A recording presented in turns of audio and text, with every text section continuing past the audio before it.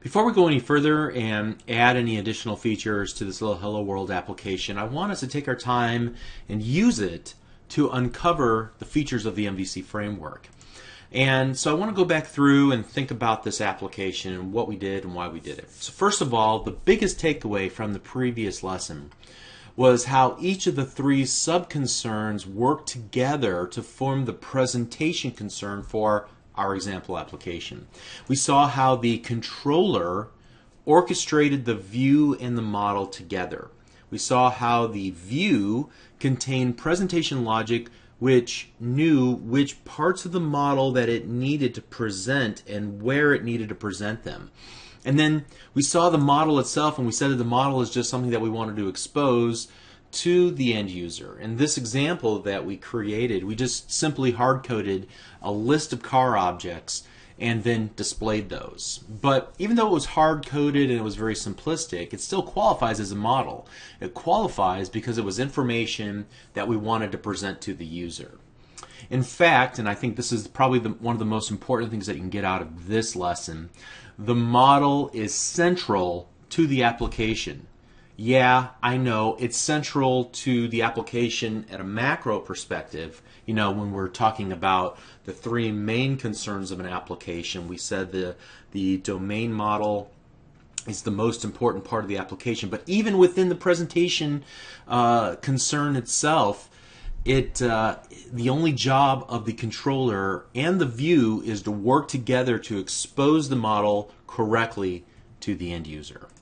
Now, from a Visual Studio perspective, in that models folder that we created here, you can put anything you want to in there. There's no restrictions, and that's a little bit challenging at first. There's no conventions around the models folder. There's nothing magical about it built into it. In fact, you can put any object graph that you want to in there. You can not use it at all if you don't want to. Now, in our case, we created a very simplistic example. I put two classes in the same file. You probably wouldn't want to do that. Obviously, it's hard-coded. You wouldn't want to do that. In a real ASP.NET MVC application, you're probably going to do something a little bit different here. In fact, there's two main routes that I see people go down, and we'll talk about those as we get more into the architecture of ASP.NET MVC applications as we go through this course. You could probably guess what one of them is going to be, right? I'm going to suggest that you basically have just enough logic in that models folder to go out and access your the domain model. Maybe what you have there are just view models. We'll talk about that later. All right, so what I want to do for the remainder of this lesson is to go back in time, go back to 2007, 2008, when ASP.NET MVC was first introduced, and talk about some of the design goals. And then you can kind of maybe come to a better understanding of why MVC was even chosen in the first place. The primary design goal was to implement the model view controller design pattern on top of existing ASP.NET building blocks.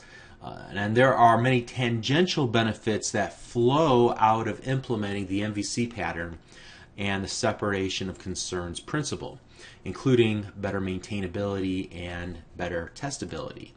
So first, MVC applications are more unit testable when compared to ASP.NET Web Forms applications. Testability is the ability to isolate each concern, each unit, each use case, and test just that concern of the system. And this is in sharp contrast to the Web Forms framework. If you wanted to just test an event handler in the code behind file for a web form, you'd find it very difficult to do that because it's difficult to isolate the event handler methods from the Web Forms event infrastructure. However, the MVC framework makes it easy to unit test. For example, you can easily unit test the action result method, including the strongly typed view, to make sure that it has the data and it's the right type and things of that nature. Some people suggest that you really don't need to go to that extent, that you don't need to unit test your presentation tier. That's your call. That's up to you. Additionally, the MVC framework makes it easy to create faked and mocked objects that represent MVC framework classes. So if you are going to unit test and there are dependencies that you have on the MVC framework, you can create mocks and fakes for those. And unit testing and creating fakes and mocks and all of that stuff is so critical that we're going to devote an entire course to that eventually on LearnVisualStudio.net. Now, another benefit of separating the concerns of the framework into model, view, and controller is that you can swap out core components, what I call pluggability. So if you don't like your view engine, you can change it. If you don't like that syntax, in other words, the ASPX syntax, you don't like the Razor syntax, you can go off and create your own view engine and plug it in.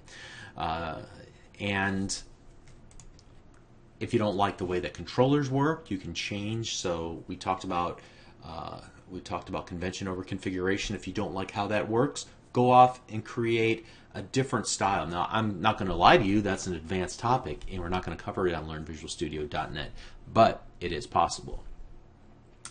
And then also, I think one of the good things about utilizing the MVC framework is that it gives you an obvious home for all of the concerns of the presentation layer. Sometimes it's difficult to know what to name things. Sometimes it's difficult to know where to put things to properly organize a project.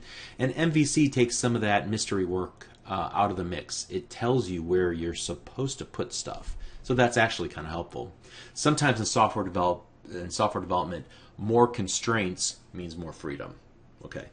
So in conclusion, it's important to understand the relationship of the three sub-concerns, model, view, and controller, and how each of them played a part enabling the larger presentation concern of the application.